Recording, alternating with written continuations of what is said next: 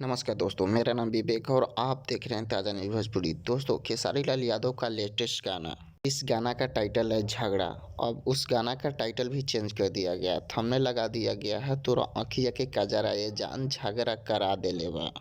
इस गाना को खेसारी लाल यादव बहुत प्रमोट कर रहे हैं, हर जगह इस गाने पर रील्स बना रहे हैं। ये समझ जाइए कि जिस गाने पर खेसारी लाल यादव रील्स बनाना शुरू कर दिया, उस गाने को सुपर हिट होने से कोई नहीं रोक सकता है।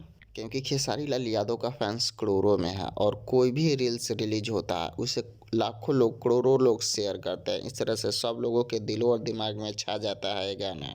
ये वीडियो उस समय का है जिस समय खेसारी लाल यादव इस गाना को गा रहे थे। खेसारी भैया के ये गाना आने से जो सिंगर इस गाना को पहले गाए थे उसका गाना अब नहीं बज रहा, सिर्फ खेसारी भैया का ही गाना बज रहा है। तोरा अखिया के कजरा ये जान झगड़ा करा देले बा। दोस्तों, अगर वीडियो अच्छा लगा हो तो लाइक करना और अगर चैनल पे नए हो तो सब्सक्राइब करना, क्योंकि फिल्म इंडस्ट्री से सभी न्यूज़ सबसे पहले आपको इस चैनल पे देखने के लिए मिलेगा।